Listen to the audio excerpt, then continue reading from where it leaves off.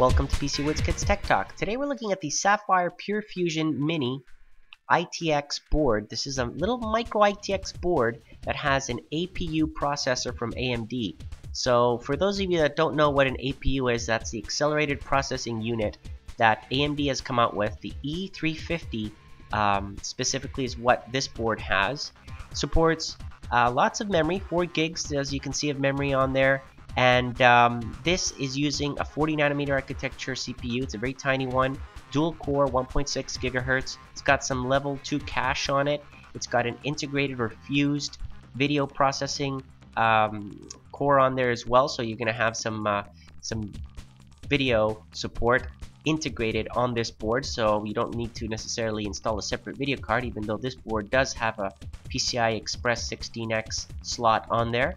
The video card options, basically, I would do without. I would just use this integrated or fused processor for the video, which is more than enough to watch your HD videos, you know, doing some decoding there, playing some games on low settings. That's really what this is meant for. It's an HTPC type of board, small form factor, has 7.1 channel audio, your gigabit LAN, USB 3.0 SATA, 6 GB per second, Bluetooth support on it, so it's got tons of features to get you up and running for a multimedia PC, and that's what this is really intended for. Here's a closer look at this mini little thing.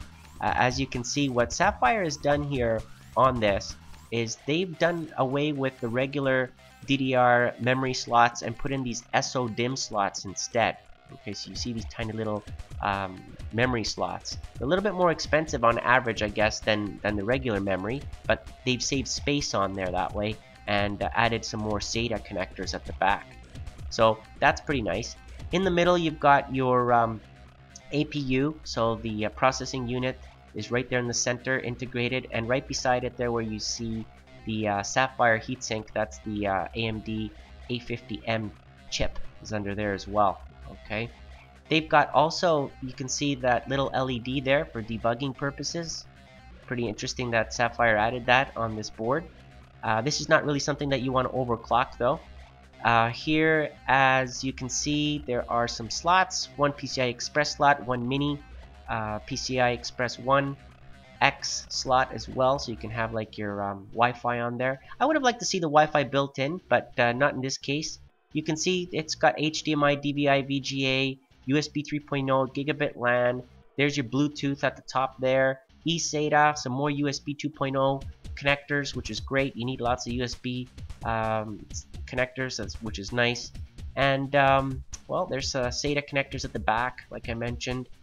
And that's really about it for this board. I mean, it's a little thing, like I said, tiny, compact.